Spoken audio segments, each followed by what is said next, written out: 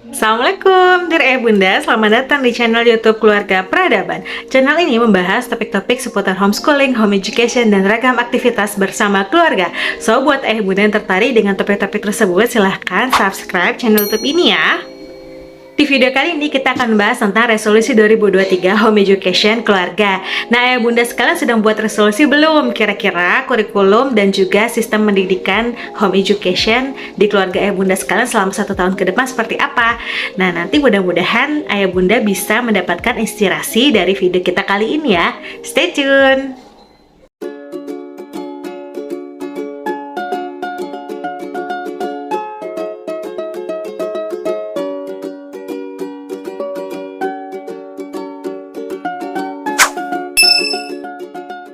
Dear Ayah Bunda, sebelum kita membuat resolusi selama 1 tahun ke depan, biasanya kita melakukan refleksi dulu nih perjalanan home education kita selama 1 tahun ke belakang.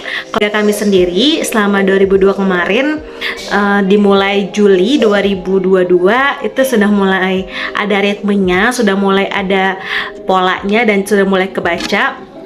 Alhamdulillah untuk tema bulanan juga berjalan dengan lancar, tapi memang ada beberapa yang miss, yang juga nggak tercapai sesuai rencana. Nanti kita akan bahas di akhir video ya, terkait apa-apa aja yang kira-kira perlu di adjustment ulang, yang perlu direvisi, yang perlu diatur ulang. Nah, sekarang kita bahas dulu selama 1 tahun ke depan rencananya seperti apa nih home education di keluarga peradaban. Nah, kalau kami biasanya dimulai dari merefleksikan karakteristik keluarga. Nah, sekarang untuk anak-anak yang bisa mengikuti home education di keluarga kami ada 3 orang anak ya. Agnia sekarang sudah usia 6 tahun, jalan 7 tahun. Kemudian Gadis sudah usia 4 tahun, jalan 5 tahun, dan juga baby Afzam di tahun ini sudah masuk usia 1 tahun. Artinya sudah bisa mulai ikut pendidikan rumah versi bermain.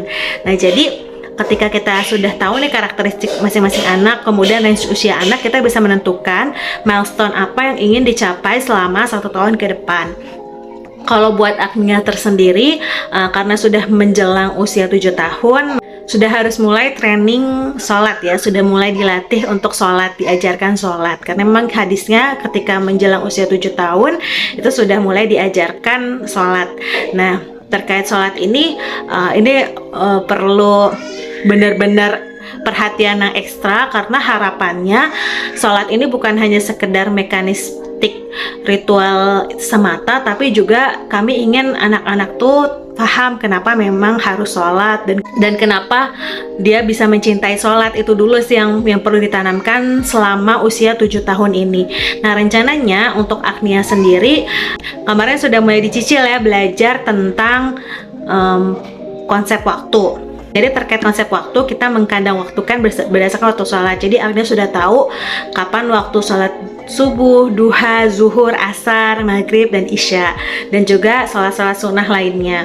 Nah, sekarang ketika sudah mulai paham tentang sholatnya, tentang waktu sholatnya, maka PR selanjutnya adalah terkait toharoh, terkait mensucikan diri. Karena itu memang adab saat kita ingin berjumpa dengan Allah gitu ya, sedang berhadapan dengan Allah di waktu sholat ya, kita memang perlu bersuci dan juga berpenampilan terbaik.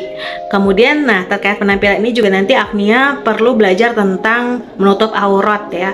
Sudah belajar menutup aurat, bagaimana aurat seorang anak perempuan. Dan kemudian PR selanjutnya adalah juga terkait bacaannya. Jadi bacaan sholat dan juga gerakan sholat, harapannya bisa lebih mindful, karena sholat ini bukan hanya tentang gerakan tanpa makna, tapi inginnya sih anak-anak paham kenapa misalnya harus sujud, harus ruku, apa makna di balik sujud, apa makna di balik ruku, bacaannya seperti apa arti bacaannya, sehingga anak-anak bisa lebih mindful lagi nih ketika sedang sholat gitu, bukan hanya karena mengikuti gerakan orang tuanya saja, tapi juga memang paham kenapa anak-anak melakukan hal tersebut gitu.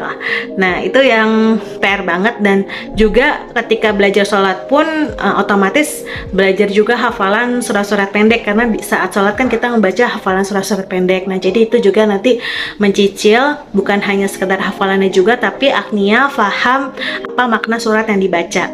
Itu sih, jadi memang PR besar selama 1 tahun ke depan adalah mempersiapkan sholat gitu. Masya Allah ya, ketika kita belajar tentang sholat sendiri, ternyata ada banyak hal yang nanti bisa kita detailkan lagi dan juga jadi kurikulum tersendiri gitu buat anak, khususnya ketika kita membahas tentang home education. Nah selanjutnya terkait anak yang kedua, yaitu gadis ketika menjelang usia 5 tahun. Meskipun saat usia Mbak Agnia di 5 tahun itu sudah mulai belajar membaca calistung, tetapi memang sepertinya gadis ini karakteristiknya berbeda seperti dengan Agnia ya. Jadi gadis ini lebih senang eksplorasi di alam, kurang suka kegiatan yang monoton. Jadi kalau misalnya dibandingkan dengan kakaknya mungkin akan berbeda kurikulumnya gitu. Jadi saya tidak terlalu menggagas anak untuk calistung di usia dini, tapi untuk gadis sendiri paling tidak dia mengenal konsep numerasi dan juga literasi. Jadi paham terkait penjumlahan dengan tanpa mengenal simbol-simbolnya ya, tapi dia tahu bahwa misalnya mana yang lebih banyak, mana yang lebih sedikit, kemudian juga terkait penjumlahan sederhana yang nanti juga bisa dipraktekkan di kehidupan sehari-hari. Nah itu terkait numerasinya. Sedangkan terkait literasinya, saya ingin gadis tuh lebih tertrigger untuk bisa membaca dan juga menulis sesuai dengan hal-hal yang dia suka gitu. Karena misalnya dia senang membuat cake ya, misalnya dia senang membuat cake, maka nanti dia akan menuliskan beberapa menu gitu. Dengan awalnya misalnya kita dengan di challenge untuk menggambar dulu, menggambar menu, menggambar prosedur memasak gitu, karena dia memang excited banget ketika ada orang yang sedang ngulik-ngulik di dapur gitu ya, itu pasti ingin ikutan gitu. Gadis tuh seperti itu. Jadi nanti akan belajar calistungnya memang awalnya dengan men-trigger gadis supaya senang dulu nih, senang baca dan juga senang menulis sesuai dengan konteks yang memang dia suka gitu. Terakhir terkait baby Afzam, karena usianya sudah beranjak 1 tahun, maka baby Afzam akan kurikulumnya sesuai dengan milestone-nya di usia 1 tahun ya, yaitu bisa berjalan dan juga bisa berbicara, mengucapkan kata-kata sederhana. Terkait berjalan, sebenarnya di usia 10 tahun jalan 11 tahun ini baby Afzam alhamdulillah sudah mulai lancar ya, sudah mulai melangkah jauh, bisa melangkah jauh. Hanya saja nanti perlu dilancarkan lagi, dan mudah-mudahan sih juga bisa lari ya, jadi bisa jalan juga bisa lari gitu, bisa lebih lancar berlari selama 1 tahun ke depan. Terkait berbicara, saat ini kondisi baby Afzam baru bisa berbicara mamam. Jadi kata pertama yang dia paham itu adalah makan ya, mamam gitu. Jadi dia ingin minta makan, itu dia fasih banget tuh. Kalau kakaknya, kata pertama yang dia bisa itu adalah terkait minum ya, terkait mimi gitu, mimi menyusui. Tapi kalau Afzam ini memang lucu gitu, dia spesial. Jadi memang dia senang makan. Jadi kata pertama yang dia bisa adalah makan. Nah nanti mungkin akan belajar minimal ayah, bunda, mbak, kakak gitu ya. Sehingga dia tahu ketika dia menunjuk sesuatu, dia juga bisa menyebut katanya. Itu sih yang harapannya selama 1 tahun ke depan kurikulum baby Afzam terkait berbicara dan juga berjalan. Nah, buat ayah bunda sekalian, bagaimana resolusi 2023 khususnya di bidang home education keluarga? Sudah membuat atau mulai menyusunnya? Ternyata sebenarnya simpel ya membuat resolusi itu. Tadi dimulai dari kondisi atau karakteristik saat ini dan apa harapan ke depannya, milestone apa yang ingin dicapai selama 1 tahun ke depan. Nah, sekarang saya akan membahas terkait hal-hal yang perlu di-adjust ketika ada kegagalan-kegagalan di tahun 2002 kemarin, atau misalnya yang kurang works di tahun 2002 kemarin. Yang pertama yang kurang works adalah terkait buku. Jadi buku-buku yang sudah kami purchase di awal semester kemarin ya, ada buku itu kan buku untuk 1 tahun pelajaran ya. Ada buku tematik sesuai dengan kurikulum 2013 Kurtilas. Nah, buku-buku itu sebenarnya bagus, sudah spesifik sesuai juga dengan jenjang usianya.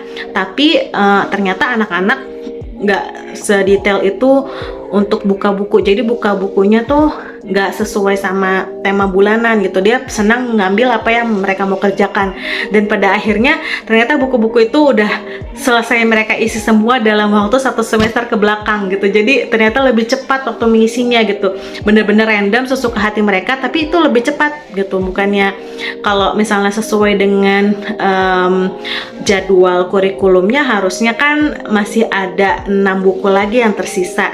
4 ya, sekitar 4 buku lagi yang tersisa, tapi ini ternyata sudah diselesaikan di semester kemarin. Jadi memang sepertinya ke depan kita nggak pakai buku lagi, nggak pakai buku cetak, tapi nanti akan rencananya mau ikut ruang guru. Jadi di ruang guru itu juga nanti ada pelajaran yang sifatnya tematik juga gitu, dan menarik ya, karena memang nanti ada ilustrasi dan ada bentuknya dikemas, pelajaran itu dikemas dalam bentuk storytelling deh. Jadi itu lebih menarik buat anak-anak. Cuma memang nanti PR-nya ketika memang menggunakan ruang guru ini kan kita berhadapan dengan gawai atau gadget ya. Jadi memang perlu diperhatikan juga gadget hour-nya ketika nanti belajar menggunakan ruang guru. Kemudian yang nggak works juga di semester kemarin adalah terkait project yang long term, seperti kemarin mau membuat bazar untuk ujian akhir semester. Nah, ternyata waktunya memang nggak pas saat akhir tahun kemarin untuk melakukan project bazar, karena memang di akhir tahun itu benar-benar peak season banget, kita sedang waktu cuti liburan gitu ya. Biasanya menjelang liburan itu kita pindah juga ke Depok gitu, jadi bolak-balik Indramayu Depok itu lumayan menghabiskan waktu tersendiri, sehingga nggak works untuk membuat bazar. Tapi sudah mulai persiapannya, sudah mulai dari kemarin ya. Apa-apa yang udah apa-apa yang mau dijual tuh sebenarnya sudah dibeli, tapi belum dikonsep dengan baik gitu, belum dikemas, belum juga kita siapkan kapan waktunya, timingnya. Nah, itu mungkin akan jadi project berjalan aja sih gitu. Jadi terkait project yang long term ini kita memang nggak akan memaksakan harus sesuai timeline, tapi rencananya memang akan disesuaikan dengan nanti harus adaptable banget sesuai dengan kondisi keluarga gitu. Jadi kapan memungkinkan untuk jualan yang offline gitu, dan kemungkinan kalau misalnya memang nanti tidak bisa offline, nanti dicoba anak-anak di challenge juga jualan online gitu. Nanti mungkin diajarkan untuk foto-foto, fotografi gitu, terus juga mungkin akan live streaming gitu ya, untuk menawarkan atau branding jualannya dia gitu sih. Itu yang baru kepikiran sekarang, yang 2 hal yang memang gak works di tahun kemarin dan akan jadi catatan di tahun ini gitu ya. Mudah-mudahan apa-apa yang kita rencanakan nih ayah bunda tercapai, resolusi ayah bunda semua juga tercapai dan juga lancar-lancar. Buat ayah bunda yang masih ada pertanyaan, boleh kita nanti diskusi di kolom komentar ya. Sampai jumpa di video selanjutnya. Assalamualaikum warahmatullahi wabarakatuh.